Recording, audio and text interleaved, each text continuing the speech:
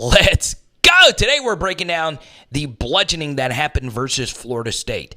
Why did it happen? Was there something we could have done differently? We're going to try and break down as many plays as we possibly can. It is very important, though, you come into this with an open mind. Obviously, we're going to talk about the Jayden Daniels, Garrett Nussmeier dynamic. What should LSU do to change things offensively? What about defensively? We're going to try to get to as many defensive reps. We might have to break this up into a few film studies. It is after I did a 3-hour live stream that I'm starting this film review. So these are the types of plays that, we've brought up in, film studies during the offseason. Can we get more of these leak kind of plays? All right, this is what Kansas has done to bring them back into being some kind of relevant program with absolutely no talent. What I mean by leak plays are plays where like the tight end starts here and he's acting like he's blocking, then he eventually just slowly leaks to the opposite side of the field. Or the running back takes a play action fake from here and he actually is the primary and we're just running guys this way to create all this space. We didn't do a whole lot of this last year. Lane Kiffin is really good at these kinds of plays. So you see right here, the first thing that I notice is, we actually had Brian Thomas Jr. pretty open right here for what would have been a touchdown if we lead him, okay? We saw an early opening versus Georgia last year. But the primary the whole time here is Trey Bradford. So should we have done more vertical shots? We didn't take a whole lot of vertical shots in this game. This is a right read. You should throw to the guy that has nobody within 30 yards of him. And that is essentially where the play is designed to go. Second play of the game. This is the best play in the Jayden Daniels playbook, okay? The most unstoppable play that we run. Play action fake with a split zone tight end right here. We did a lot of this last year in the Ole Miss game. And this honestly is a very simple read for Jayden. If he has absolutely no one, just tuck and run. Normally, more often than not, nobody's going to be peeling here with Mason Taylor. We hit him in stride. We just need you to make this tackler miss. Mason's a really good football player. He does just that. And once again, BTJ, who is an excellent blocker down the field, gets this done right here. A good finish. And then this is where the chaos starts. All right, so now we get the first and goal. This play was just never going to work. They have us outnumbered 1, 2, 3, 4, 5, 6 guys on the line of scrimmage with 2 backers right here. We only have 6 guys to block their 6 with 2 backers. In theory, though, this is where it gets kind of tricky, okay? Charles Turner's getting blown up here at the center position. We do have to ask a question about the middle of our offensive line. However, I'm not sure if this was the most experienced piece of running right here by Trey Bradford, okay? The first thing is, yes, there is so much penetration for him to potentially bounce into the speed gap, and 44 is dominating this play, so he likely disengages here. But in this spot, what you want to do as a running back is press the line of scrimmage and see if there is a bounce opportunity either way. There really wasn't one here, but we are getting a good block from Miles Frazier, who had a rough game overall. Maybe this was an opportunity to bounce through here, but still really no push whatsoever at all right here. This is just stalemated, nowhere to go, and they had this play squeezed down from the get-go. So now we get the second down, and once again, I'm not the biggest fan of this, so we bring in Connor Galbraith for some 12 personnel here. And obviously Mac Markway and Kamarion Pimpton, they really didn't play at all as true freshman tight ends. Okay? This just is not smooth at all. We're split zoning this tight end all the way, and we're trusting Brian Thomas Jr. to block who? Right? Who is he blocking here? Obviously, Emory Jones is blocking this player. I don't know who Brian Thomas Jr. is supposed to be blocking. So essentially, we have 2 guys blocking a guy that has no effect on the play at all. Jayden decides to keep this. I don't know. Okay. That would have been blown up. Galbraith, who transferred in, just completely whiffs this block right here. That was just a complete whiff. So even if we handed this off, Josh would have had nowhere to go. We decide to pull right here. I guess we're trying to split zone this throw right here. It's just covered. This play is tougher to run in the red zone, and we just have nowhere to go, okay? So this was just kind of blown up from the get-go. Maybe Jayden should have just handed that ball off to Josh, but still, Galbraith. All right, so there's a personal foul penalty, and we get 1st and goal from the 2, okay? Right here, let's see what happens. So we're doing essentially the same thing. Not the biggest fan. I would like LSU to take a look at the EPA or yards per play or just effectiveness of bringing BTJ into the box. It can't really be all that high.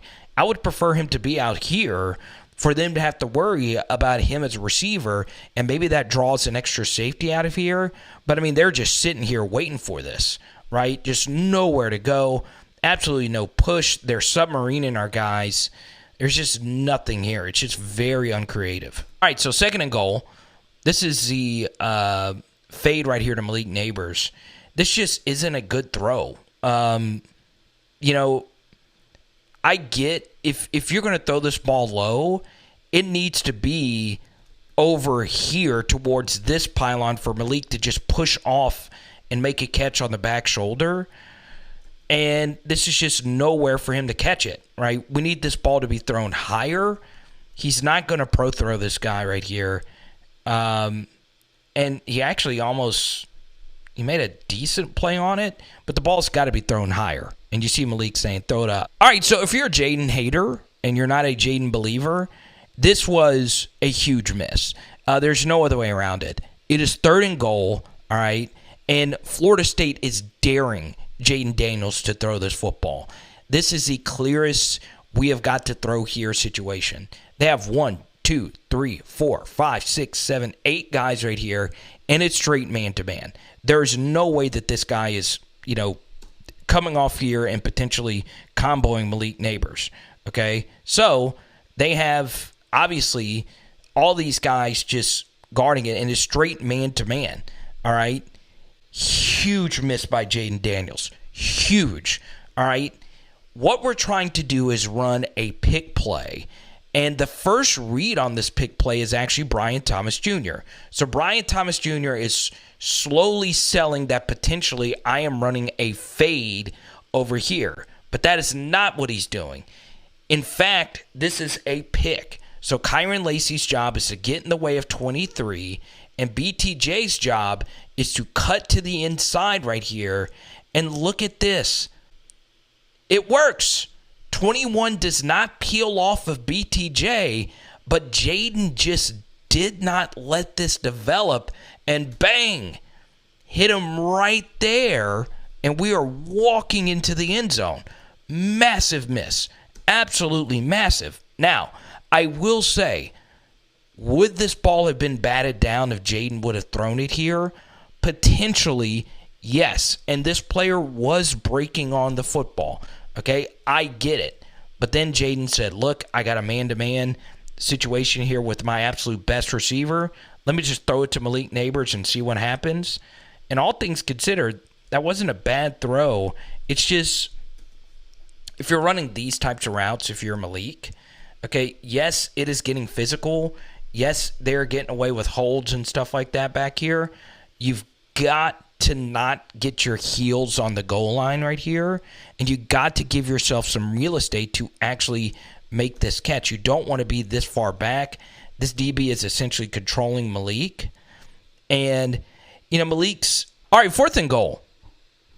And the first thing is LSU should be going for this. The second thing is, if it's 4th and goal and they are committing all these guys to stop the run, and it's man-to-man all the way, okay? Look, it's no bracketing, no doubling or anything like that. We have to be able to convert, okay? Essentially what they're saying is we're not going to let them run, and we're also not going to let Jayden run for a touchdown here either, okay? We are just going to make them have to throw for it, and obviously nothing was open. We'll show you the all-22 angle here in just a second. The first thing is, this is a really good goal line call right here by Adam Fuller. All right, the first thing that they do is the coverage. But if you're going to stack man-to-man, what Florida State elected to do was switch things up. Okay, so normally if you're the innermost slot receiver, this is going to be the guy that's guarding you, and this is going to be the guy that's guarding you. But what some teams do is if the first guy goes this way, it's your man. If he goes this way, this is your man. Okay?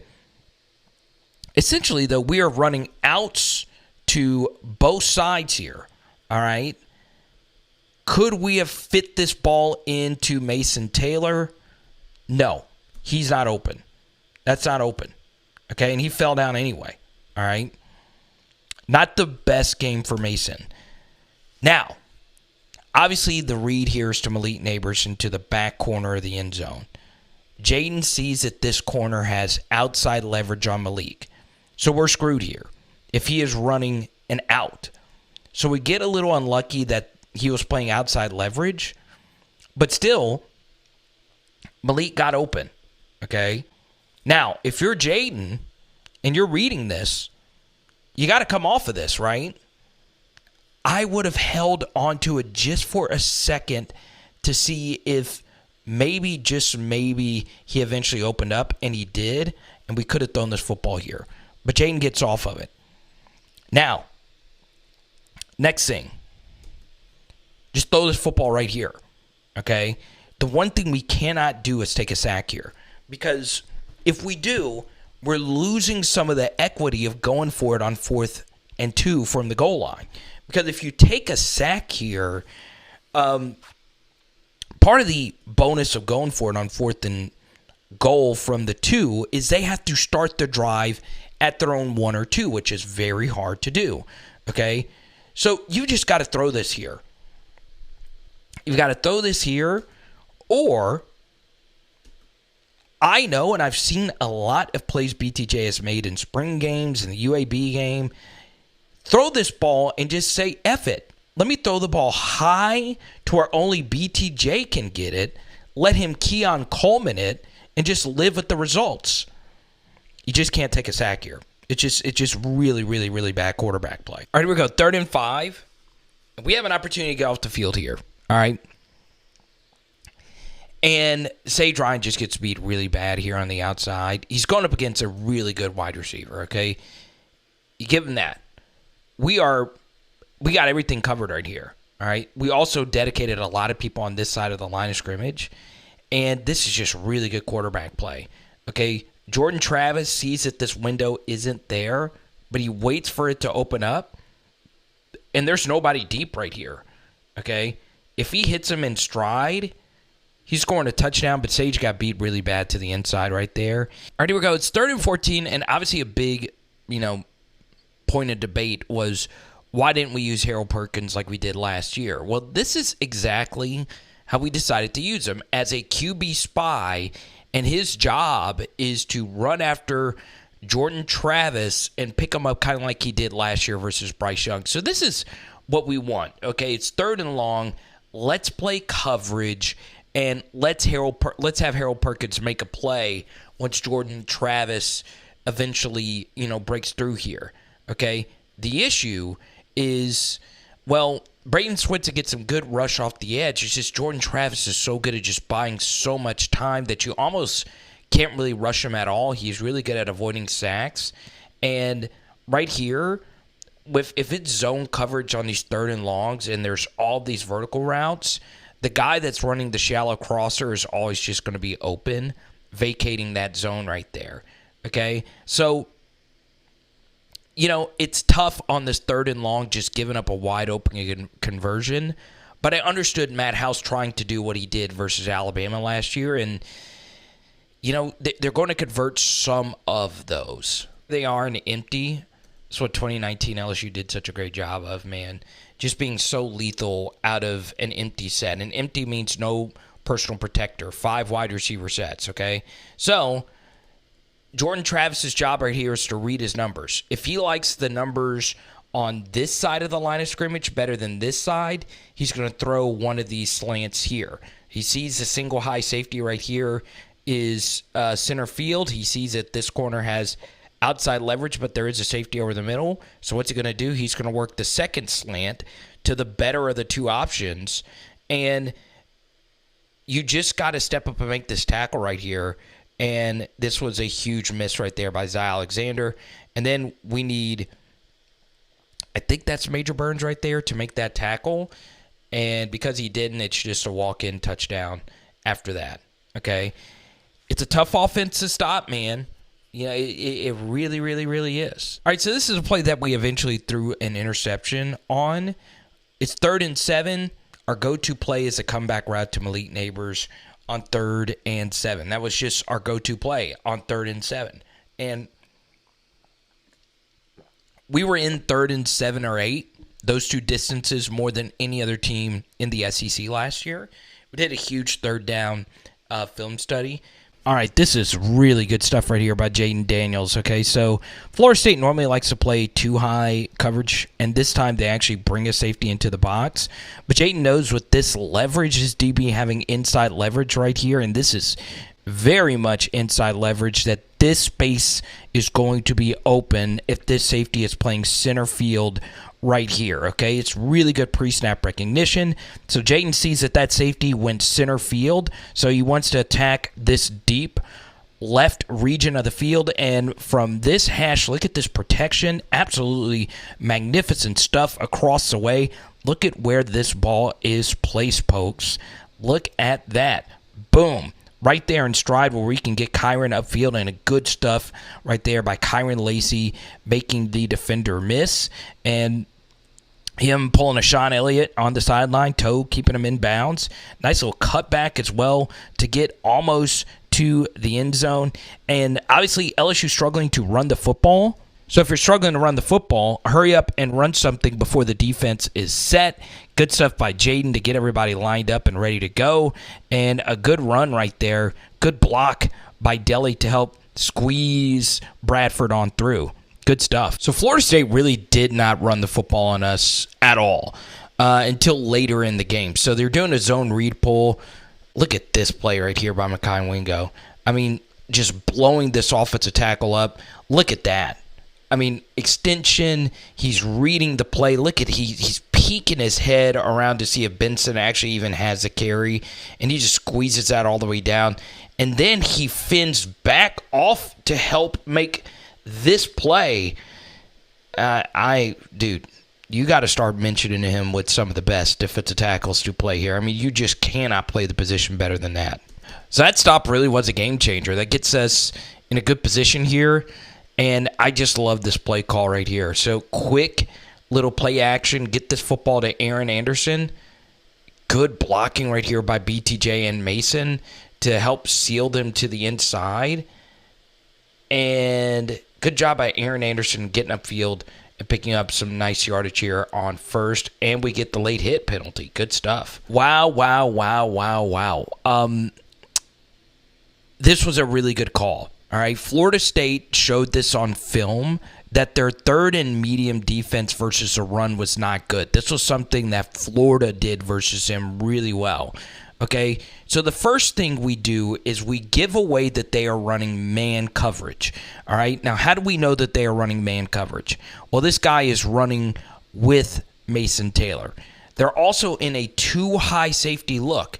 So we should run the football versus his front. 1, 2, 3, 4, 5. We have 5 guys going up against their 5. We just got to nail every block, and it's going to work. The issue is with Mason Taylor coming back into the box, we now have a 6v5 advantage. All right, we're running their favorite play, GY counter, which is pulling the guard and the tight end. It's a very creative way to do it as well. Okay, so we also get the benefit of them running a stunt to this left side. All right, so look, we have got an absolutely gaping hole to run through. We could not have called a better play right here. But what happened? Well, a few things. The first here is Mason Taylor gets clipped right here by Emory Jones, and that's very unfortunate. The timing of this was a little bit off. We would have probably preferred to snap this football if Mason was a little bit closer here. So Emory kind of cuts off Mason Taylor. Kind of reminds me of when Emory last year versus Tennessee nicked Kayshawn on a 4th and short. And as you'll see, this kind of clogs the lane for Josh Williams to run straight through here. All right? So we don't get a clean exchange, and this slows Josh down. If Mason had just gotten out of the way, which he shouldn't, he should run out of his assignment, Josh is running right through here. But the biggest mistake on this play, all right, was right here by Miles Frazier. This is an easy block to make.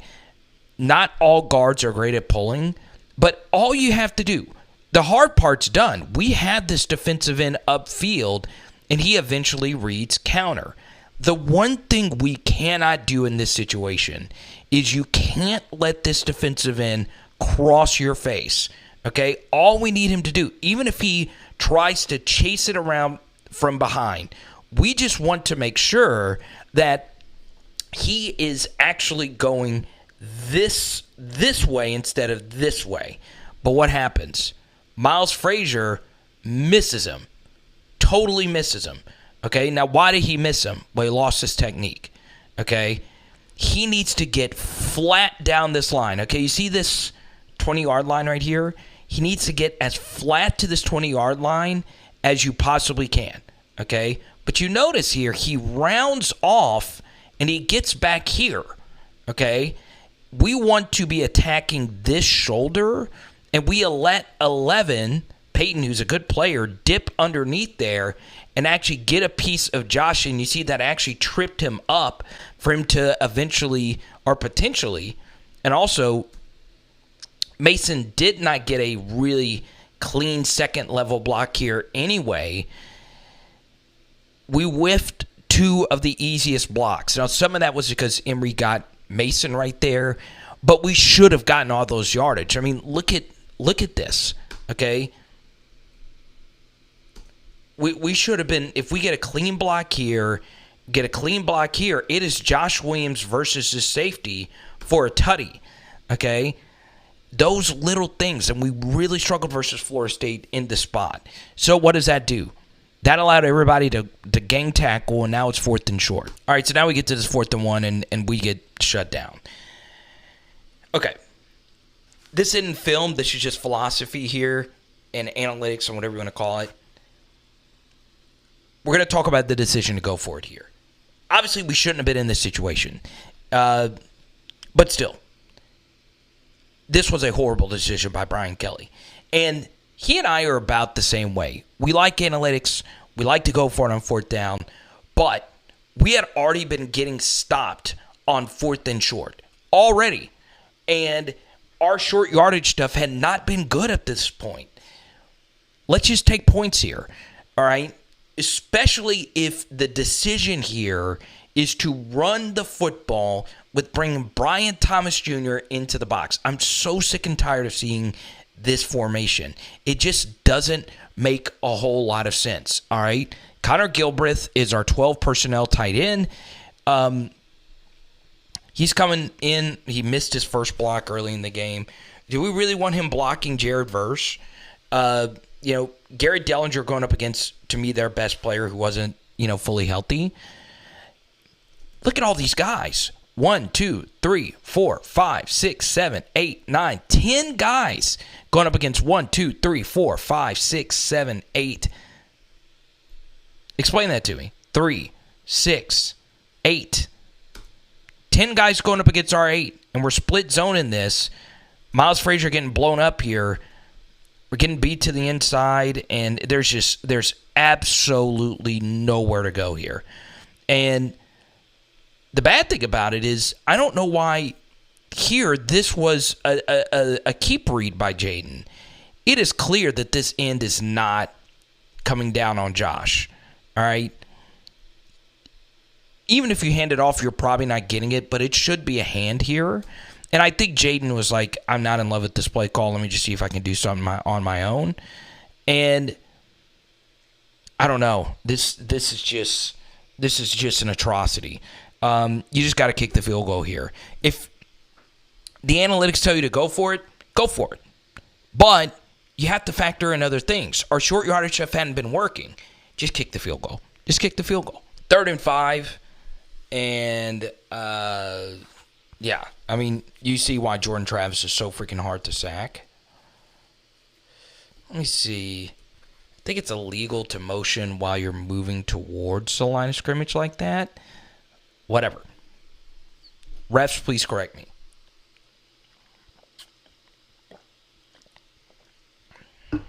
I'm sorry I'm drinking a lot. My voice is very, very, very sore.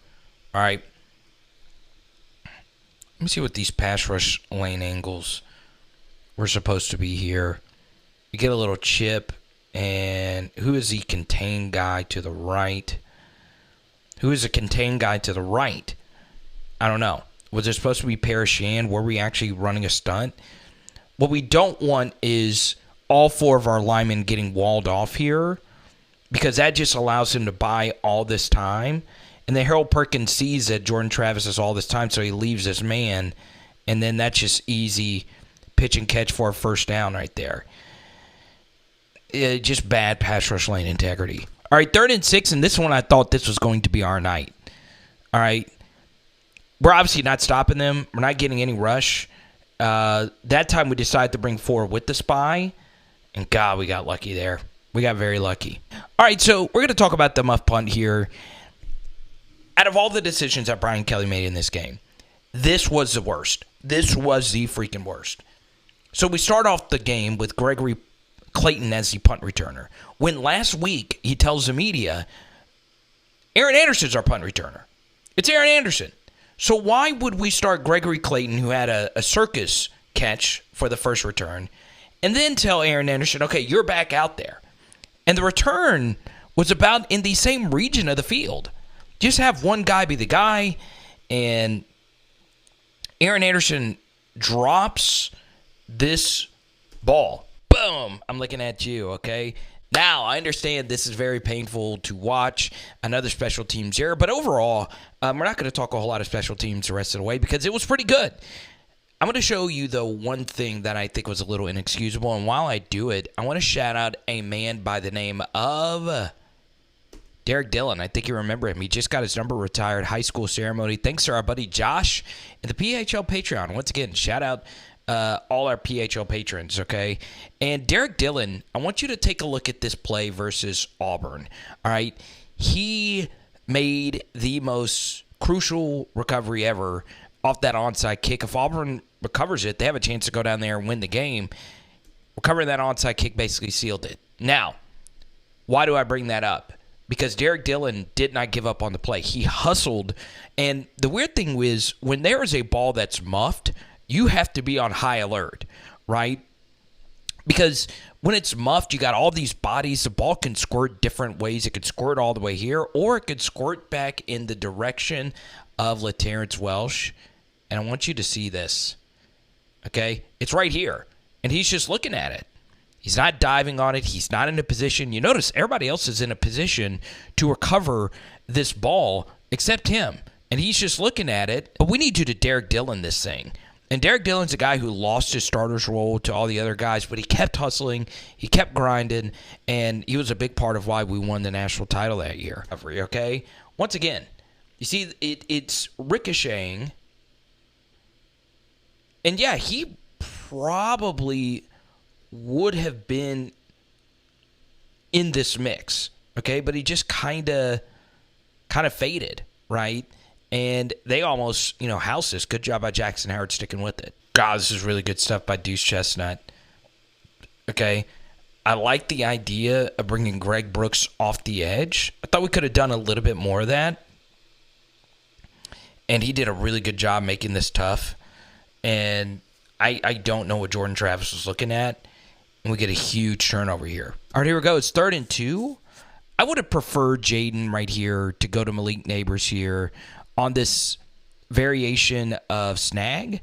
And I think Malik just sitting right here is where he should have gone with the football. You see the middle linebacker is rolling with Mason Taylor. It is clear this corner has outside leverage. It is clear that this safety isn't going to be a part of, this play. All right, you see a little communication here.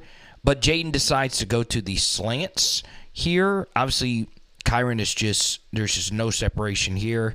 And this ball gets batted at the line of scrimmage. I don't know if this would have been completed. It's cut off. So, more than likely, I would have liked to have thought Brian Thomas or whoever this was down here was beating his man. And on this 3rd and short, the one thing we don't want to do is just get beat really quickly and allow this guy to get his hands up. Emory does have a tendency to lean later in games. You see the swim move to the inside. And 11 is right there in the pass lane. He does a good job jumping. Peyton made the huge play on that counter. He's able to get his hand on the ball. And that's just batted up in the air. By far, our best 3rd down rep of the day. We get a really good rush right here by Braden Swinson. And it's good to see them backed up inside their own 10, right? That's part of why taking that sack was so brutal by Jayden earlier in this game. And, God, this is just really good stuff by Swinson to relentlessly pursue this, get his hands on him, and then obviously just a good pass rush all around. We've just got to bring this in. It's tough because we had 2 players right there. It's just very unlucky. You know, if you're going up here, if you're Greg Brooks, go up there with 2 hands. And it's just unlucky. It's just very unlucky. And that would have gotten Perk going, and you get great field position, but you move along. 1st and 10, best play call of the night. Obviously, anytime we get Jayden running, that's what we want. Okay, I mean, he's probably our most dangerous ball carrier anyway. All right, it's just really good stuff around. You know, if we're not blocking well, obviously a QB draw is a man's best friend. Allow them to take themselves out of the play and just run right underneath it. If they're going to play a lot of this too high, man underneath stuff, let's just run right under it. Good block right there in the 2nd level right there by Miles Frazier. And Jayden is off to the races. So one thing I like about a QB draw, your offensive line does not need to block well at all. I like that pursuit by Jared Verse, man. NFL teams are going to freaking love that guy. And I just felt Florida State's defense really pursued the football pretty well, okay? But still, huge gain right there. Yeah, you know, if you can't throw to the outside when it's just straight man coverage for a tutty, they're just always going to outnumber you in here. And essentially what Florida State decided to do, and it was really smart, they said, hey, we do not trust Jayden and your passing offense to pass it in from short yardage. We're going to make you grind and run your way in to the end zone. And the truth is, sometimes you can't pound it in. Okay, once again, it's still essentially the same thing here. And this time we eventually do pile in there for a tutty. Good stuff. So I want to show you something on this run right here. Okay, you hear me sometimes say just a piece. Okay, what I mean by just a piece is sometimes you don't need the cleanest block. And this was a good job by Delhi getting just a piece of this backer right here to give Noah Kane a clear lane to get in there airborne. Okay, here we go. It's 3rd and 12, and this would be a back-breaking stop for our defense. Okay, it's towards the end of the half. They're more than likely punting here, and we actually get what we want here. All right, what we want them to do is try to gain all of these yards instead of getting half of them and setting up for a 4th and medium. So we decide to rush 3 and drop 8 in this spot.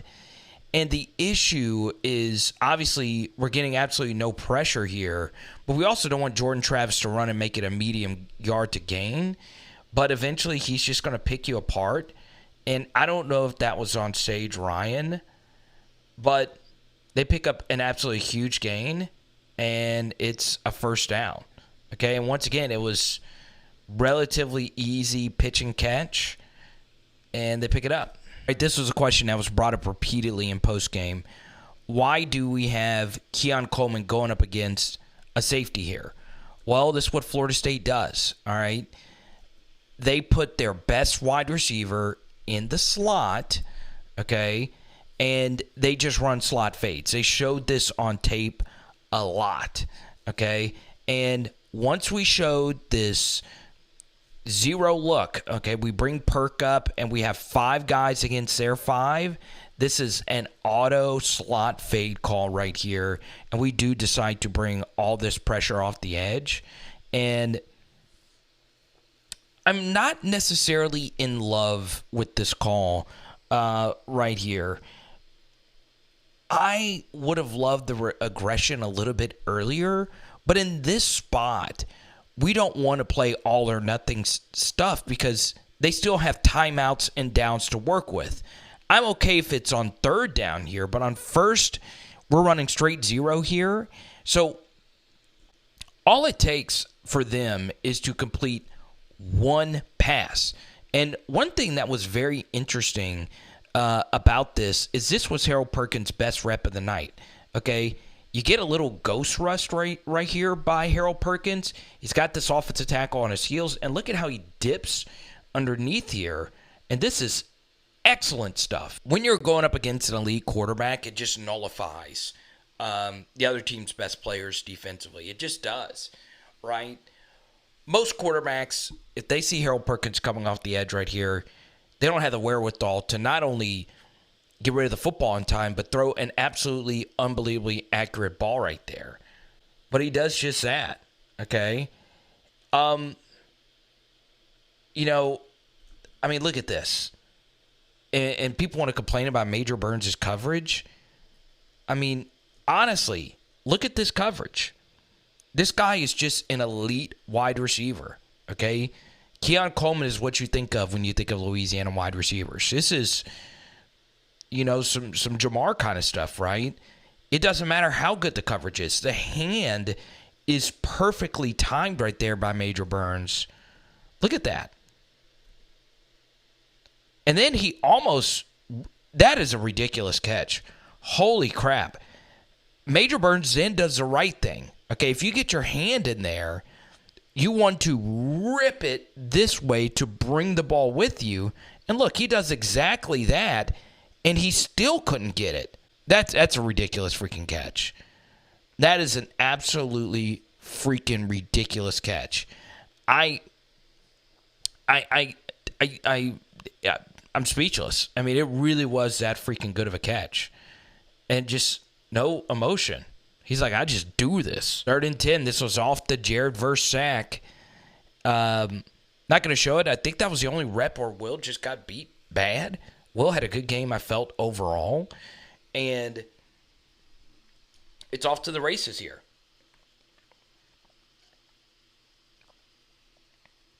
I'm sorry for drinking so much into the microphone. I'm just trying to keep this voice lubricated, baby. Ooh. Look at this. I got away with a little bit of hands to the face right there. All right, so we get this big shot to Malik, okay? And at this point, obviously, if you're JAYDEN, so we get that big shot to BTJ. This has to be the most disappointing sequence of the first half, right? We get 2 press man matchups versus Malik Neighbors.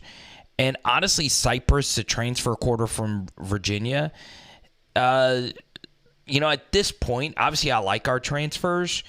They brought in an amazing transfer portal class, right? I mean, their best corner and receiver were both transfers. And first thing here is Cypress does a good job pushing Malik to the sideline.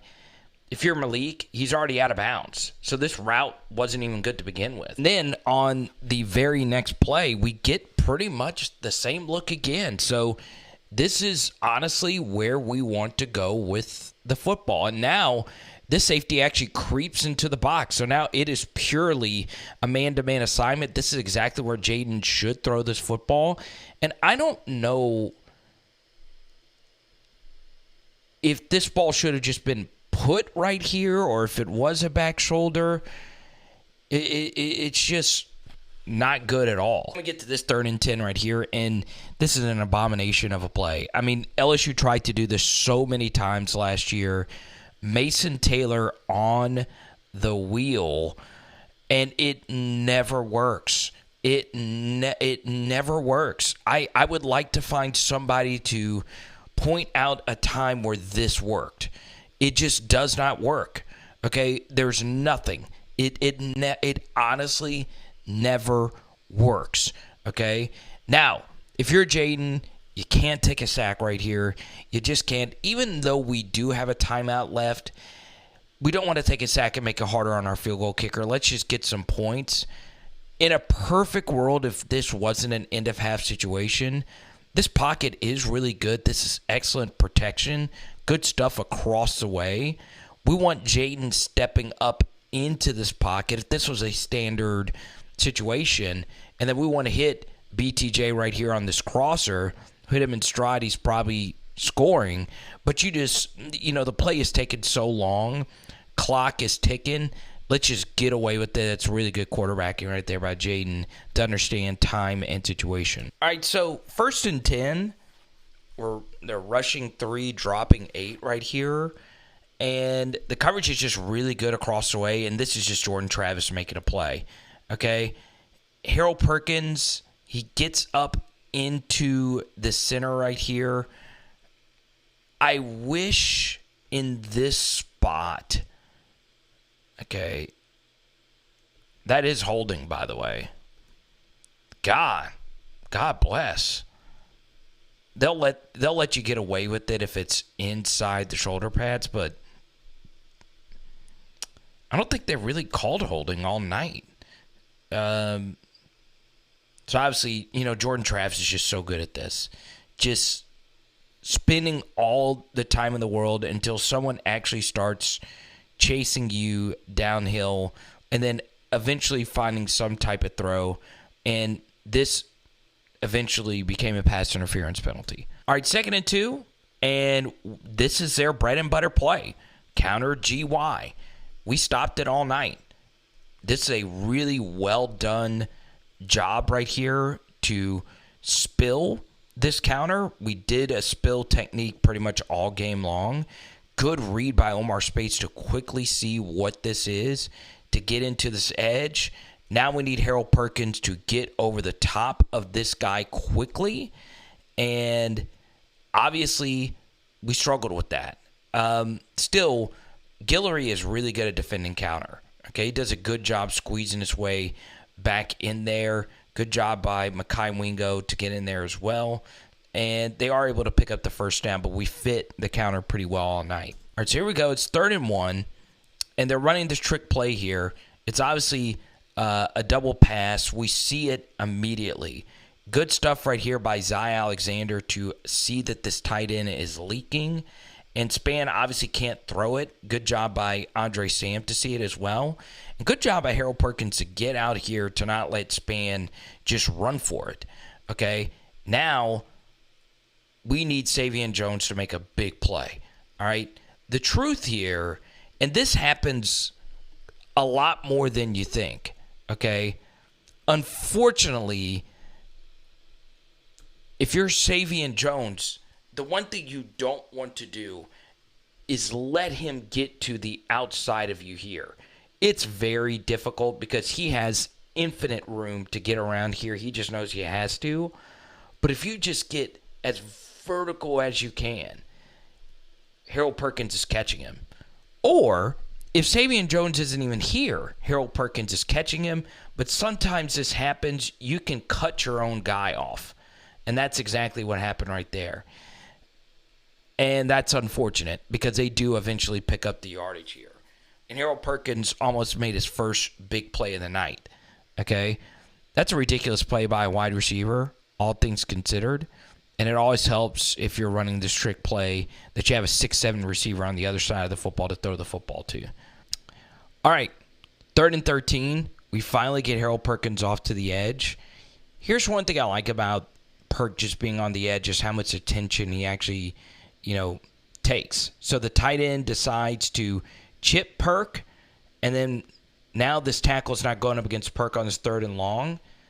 The one thing about spinning is there's always a guy, if this guard peels off, you're going to get smoked My defensive line coach wouldn't let me spin at all because of that. It hurts. That hurts right there. It's like a jab shot from a professional boxer. It just dominates you. Okay? Still, key thing here, keep everything in front of you. Let's make them kick the field goal to tie the game. Really good stuff right here to force him right under the sticks, and a really good tackle by Zy Alexander. All right, so this kind of had a Texas A&M feel.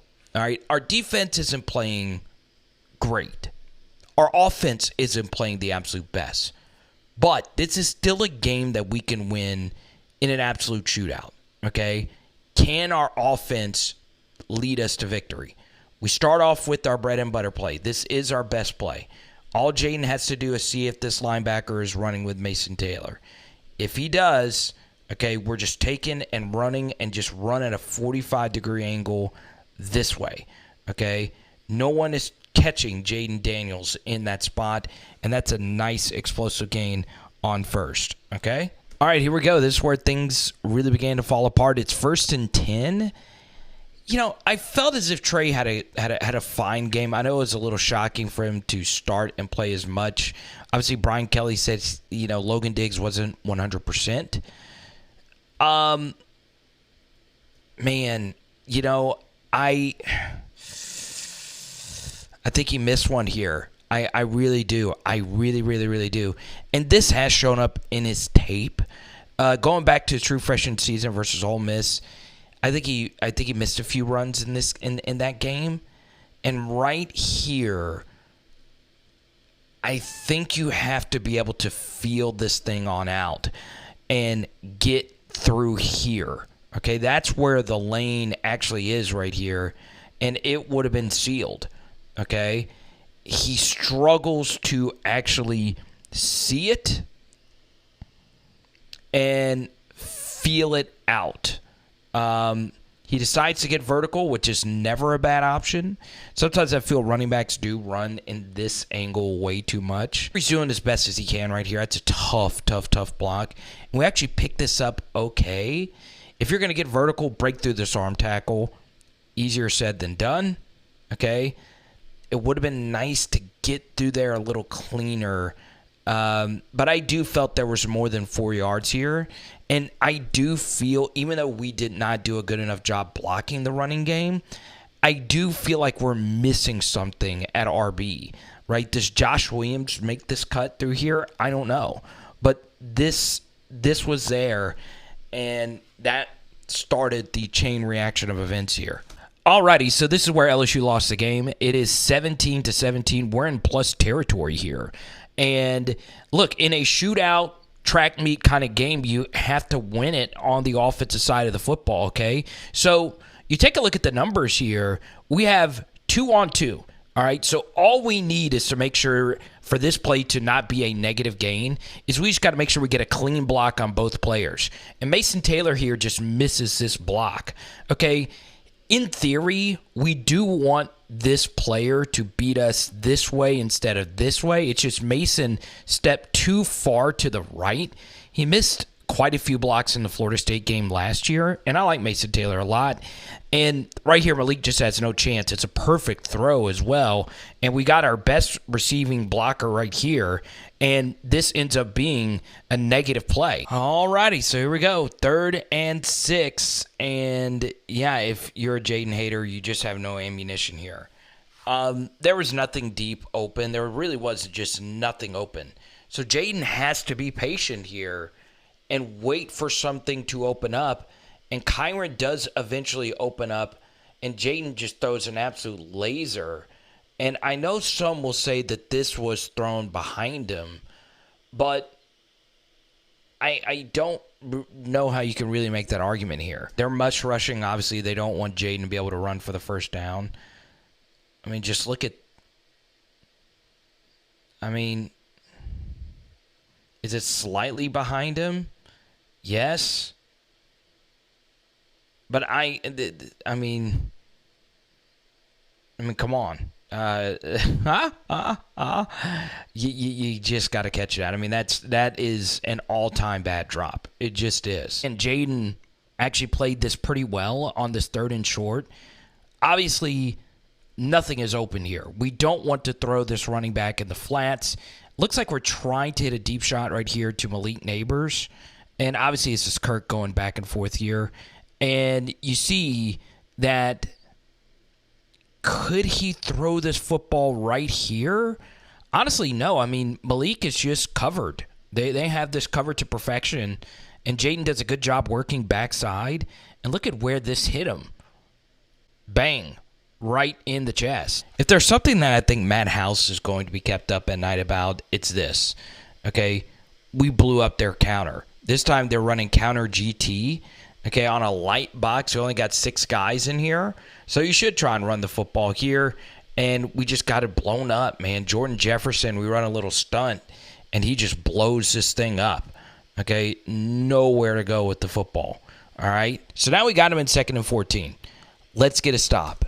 I felt this was a backbreaker, right? It's 2nd and 14. It's still a tied game.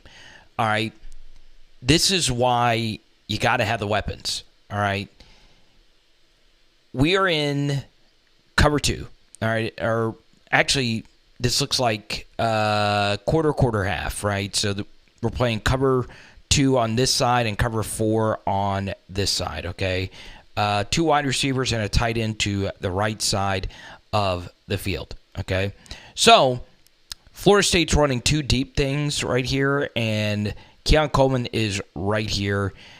We decide to rush 3 and drop 8. The worst thing when you play this coverage is to rush 3, drop 8 if they're running deep routes, because that allows these routes to get the depth that they need to get. And at this point, Jordan Travis knows where he's going with the football. Okay, we end up playing just straight quarters. I mean, it's just as basic as it gets. And running a little bit of a quarterback spy right here by Harold Perkins. So wherever Jordan Travis rolls out to, we're going to have Perk just rush downfield. At least that's what I'm thinking.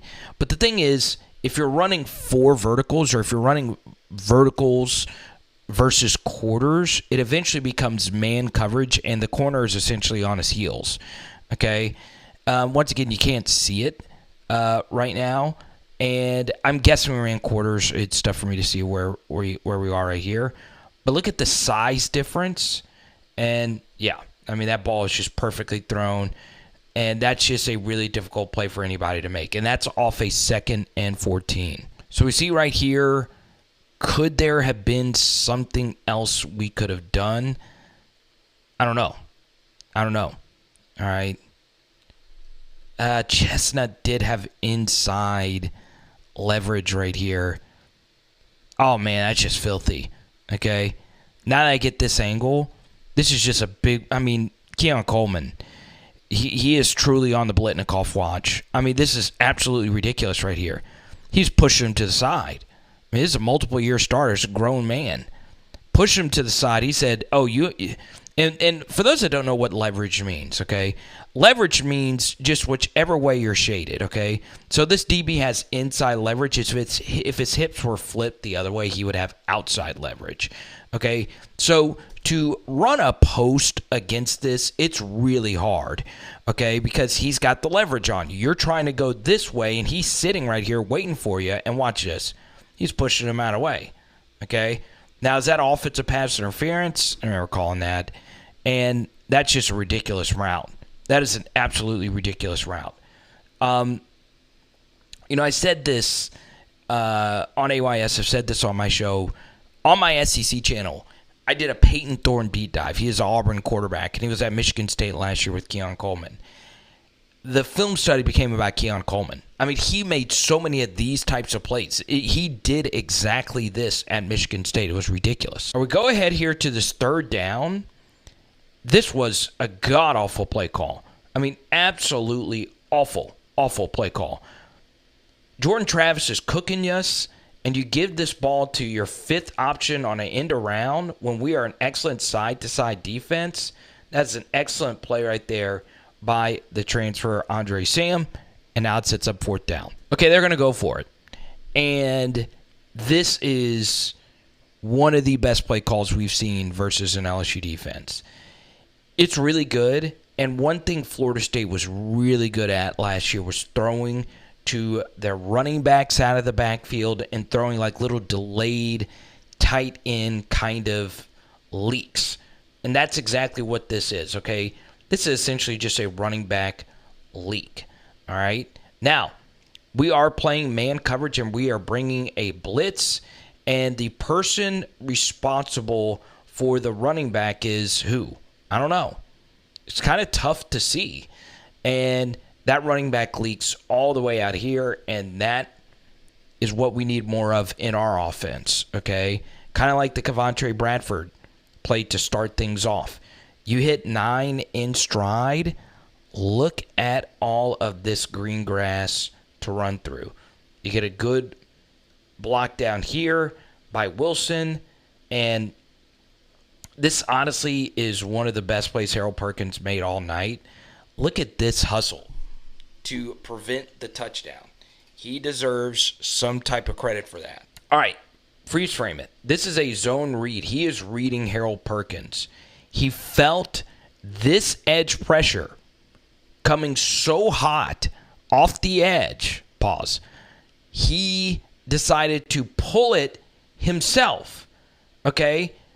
Normally on a zone read right here, his job is to pull it and run this way, but Harold Perkins is there.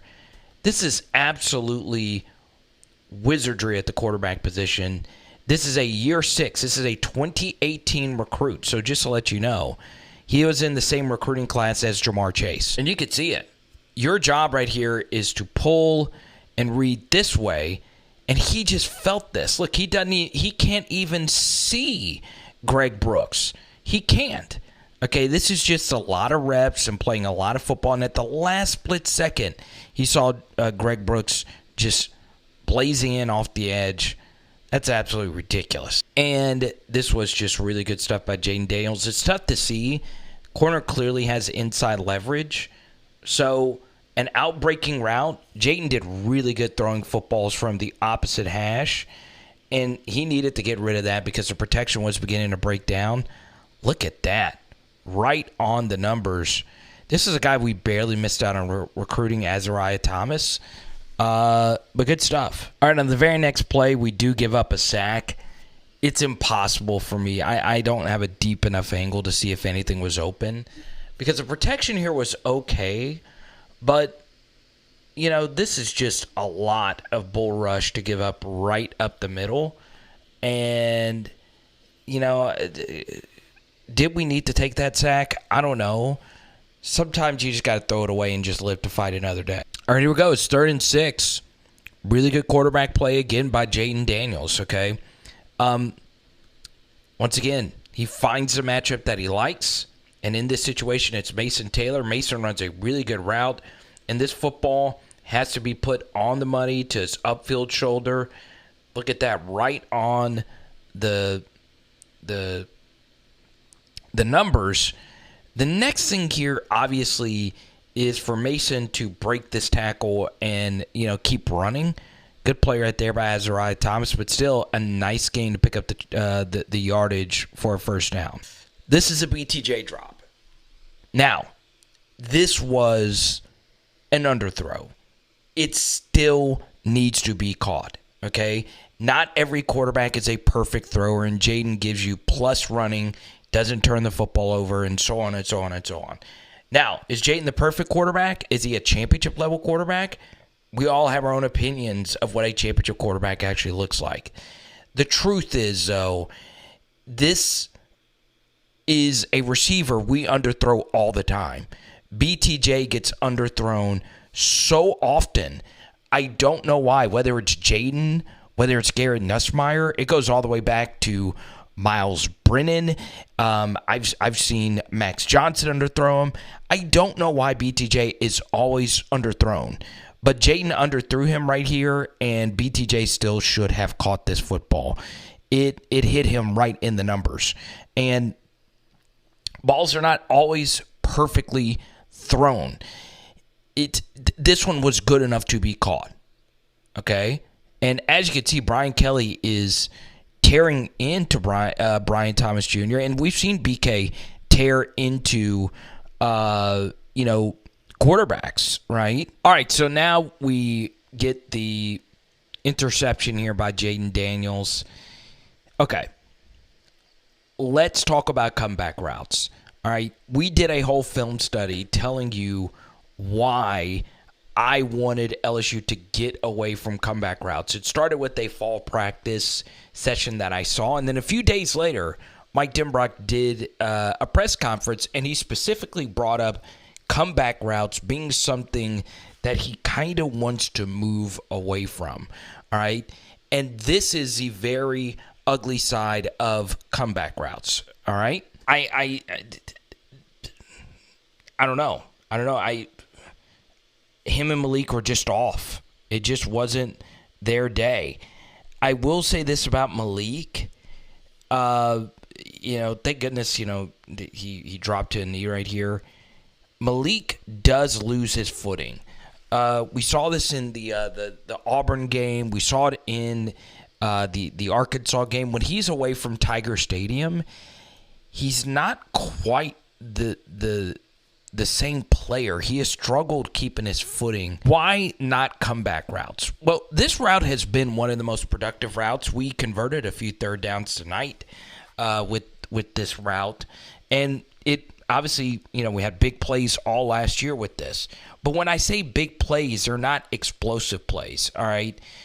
First off, a comeback route like this versus press man is always going to be a contested catch, right? So number one, this is a low percentage play. It's just Malik last year was an elite contested catcher. So he caught a lot of very difficult plays, like that BTJ ball that you saw in the very first play. So you're looking at some screenshots of it now. We threw a comeback route to Malik Neighbors when, if we would work backside, would have BTJ on a touchdown in that Georgia game. So why do we want to move away from this? Well, if it's third down and we absolutely need it, let's go to it.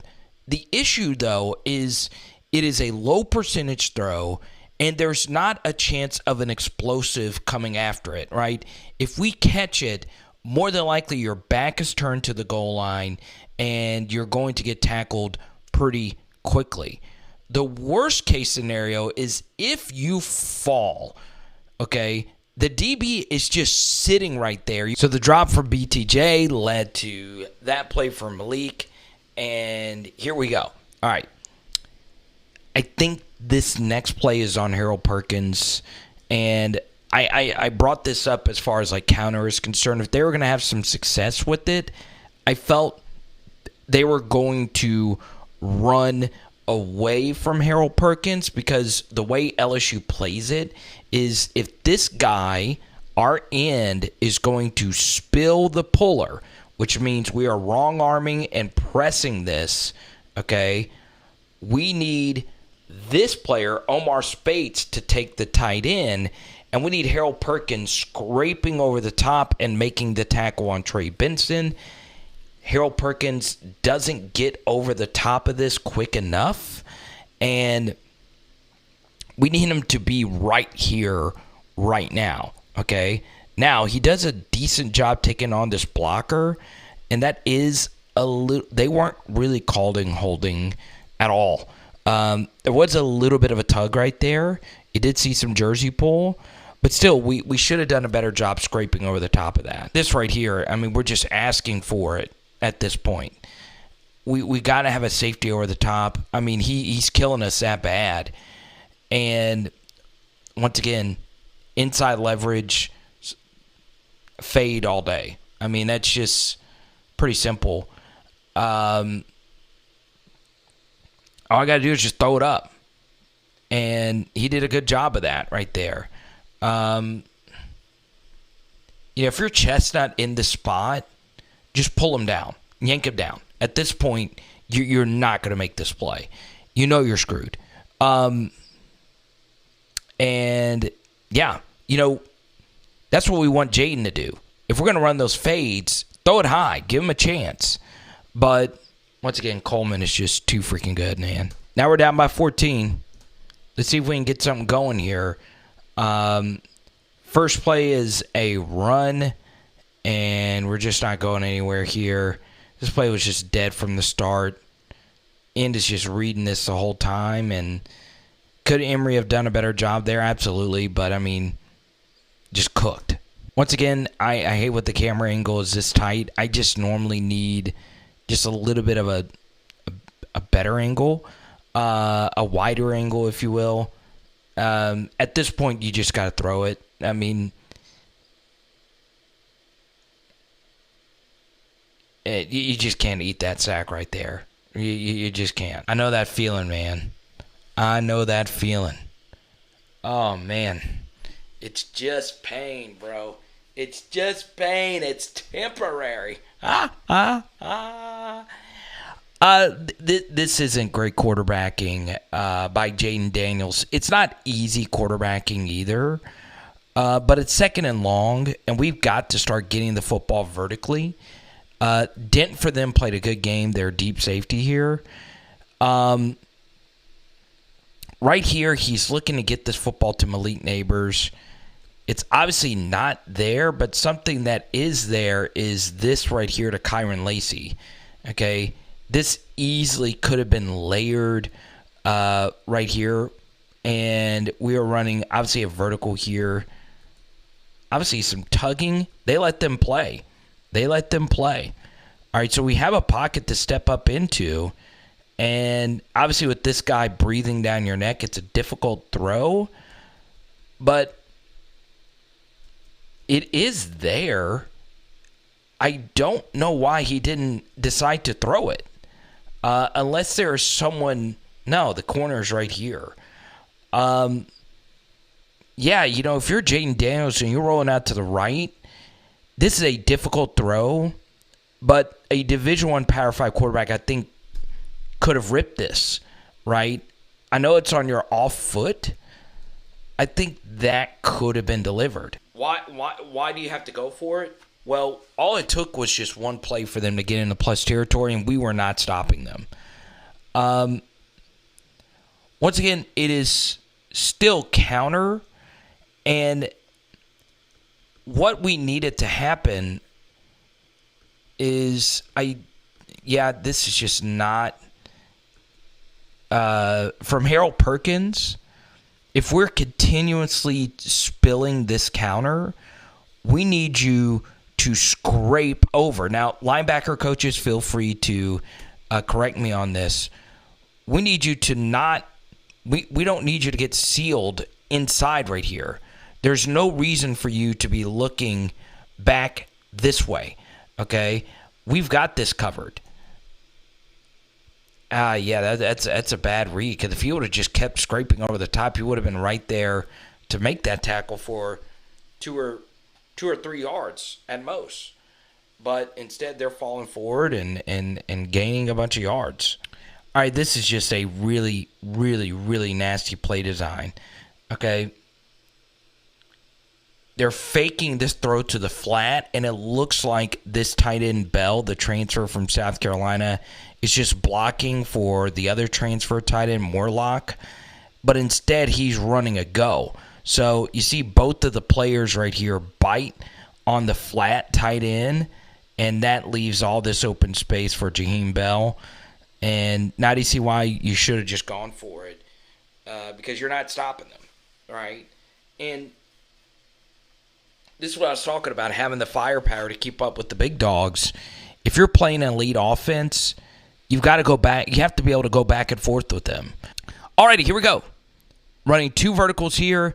We got Malik in motion, deep diagonal crosser right here. We run this play quite a bit, and we hit this versus UAB, and it's just a really, really good play design. But we are going to give you my thoughts on everything. And the key thing is, I even miss some things. Comment down below. One thing that a lot of you have that actually went to the game in your favor is you're able to see the entire field. I am at the mercy of the camera angles, all right? So if anyone has access to all 22 or just even a Skycam end zone angle, that's good enough for me, right?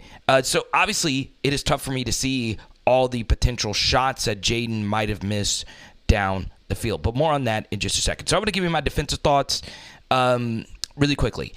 Harold Perkins did not have a great game. I felt as if, and I said this, and this was a big concern for me going into this game, is Florida State is an absolute brutal matchup to play your first game as an off-ball linebacker because of counter and all the misdirection and tight end slips and all this and that. It's tough. So I'm not ready to axe Harold Perkins being an off-ball linebacker just yet, but he wasn't nearly as effective as he normally is, and that was pretty evident. Still, though, there is a lot to be said about the defense, the secondary. I told you guys all last week that they were about to get lit up. They did. And the truth is, I was very shocked how well the defense actually played in the first half. Yes, they got kind of lucky with that Johnny Wilson drop. But goodness, Florida State also got very lucky that Jordan Travis ball that was thrown up in the air didn't get picked off by Harold Perkins or Greg Brooks. They kind of just ran into each other. So the defense played bad. You know, when you give up 7.2 yards per play, it's just the truth. But if you studied this Florida State offense as much as I did in the offseason, okay, this game was a shootout. It was going to be a shootout. And we did not have the weapons up front, and we did not have the weapons out wide. And quite frankly, JAYDEN did have an opportunity to play a better game at quarterback. And he does deserve quite a bit of the blame. The quarterback obviously has, the biggest effect on the game. But just our entire offense, all the way down to play calling, we were not good enough in this game at all, right? Missed cuts at the running back position. On this last play, Miles Frazier got put on his butt again. It looks as if he potentially could be overmatched. We obviously don't really have any real difference makers at either of the guard positions. I really do feel Emory Jones, he's one of the highest graded prospects I've ever had. I would love to see him at offensive guard, and that's what I had him graded as. At some point, I would like to see the Lance Hurd, Emory Jones on the right side lineup, right? Increases that overall talent and blue chip ratio, all that good stuff. But simply put, JAYDEN's ADOT numbers, average depth of target, yes, they're playing off of us, and yes, there were some deep shots that potentially were there and or weren't there. But even though he doesn't hit absolute perfect deep shots, there were a lot of drops, right? So take this play, for instance, here on this 4th and 4. Obviously, this is behind the sticks, okay? We don't want to make this throw right here.